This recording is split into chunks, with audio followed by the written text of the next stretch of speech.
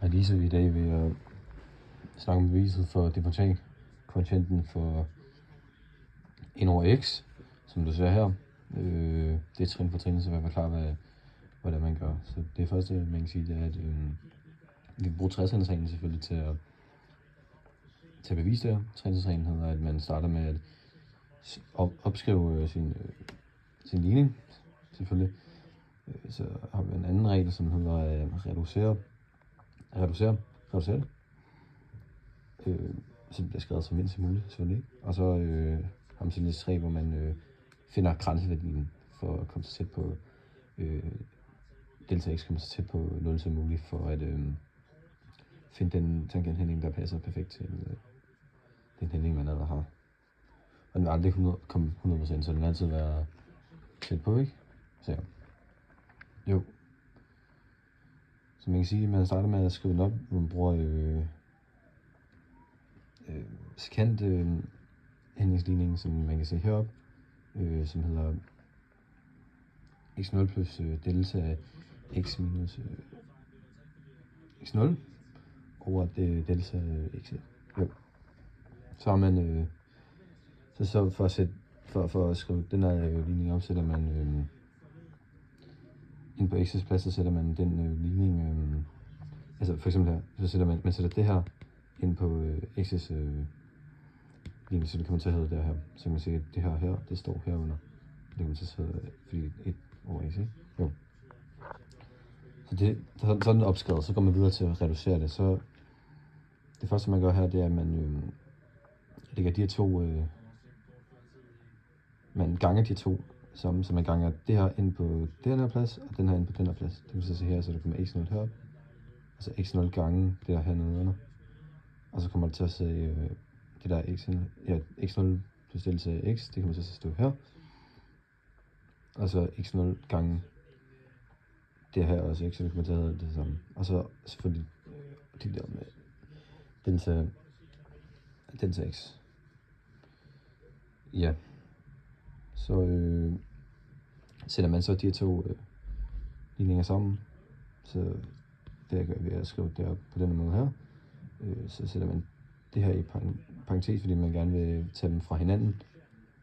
Og det gør så videre herned til, hvor de to x0'er går med hinanden, så der kun tager minus delta x tilbage. Og det er så det, der står derhen. Ja. Så nu, herfra kan man nu den gik lige ud af computeren, så altså, vi var nået hertil, hvor vi havde de to x0, der var gået ud med hinanden, så dem kan man bare tage væk. Det er smart. Men så nu har vi en produkt, der hedder, at vi har en delta x og en delta x i samme produkt, hvor de bliver divideret. Og det gør så, at man kan opskrive det som 1 over delta x, fordi når du ganger en brøk med samme tæller nævner, så er det egentlig bare det samme som 1 over delta x, og det er derfor, man kan skrive, så skriver man bare det samme her, og så skriver man bare 1 over x, så ganger bare den der, som her, så det kommer til at hedde på den måde, og det skal vi nemlig bruge, fordi det skal vi nemlig bruge til noget kan man hernede, hvor vi så nu ganger de her to sammen, fordi det er jo, der er gangetegn, så de skal gange sammen, og det kommer egentlig bare til at hedde der hernede, så hvor man ganger den til x til sidst, på den sidste nævner, fordi etteret, så er det lige meget, det er egentlig bare, det er jo det samme, som man, ja, man kan bare, det er bare sådan, det ser ud, ikke overtænke så meget. Og så kan man skrive,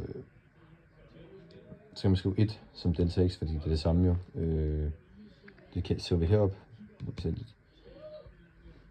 nej, det er i hvert fald bare, det er det samme, fordi det er ligesom her, ikke? Så nu, der ganger man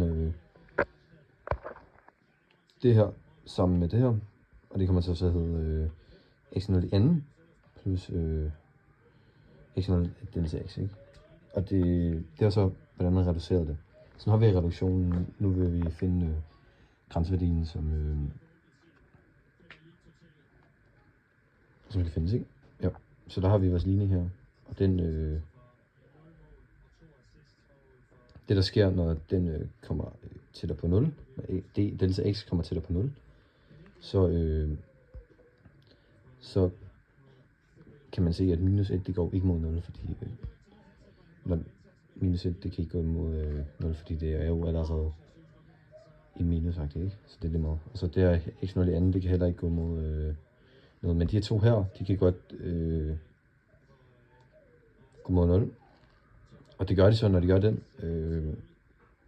så går de væk, og så kommer de væk, så kommer der bare til at studere tilbage her. Og det her, det er jo bare den differentierede ligning af der heroppe. Og derfor har man så fundet grænseværdien, og dermed også sekanthældningen. Så nu har man tangenthældningen, som var den, vi skulle finde. Tak. God jul.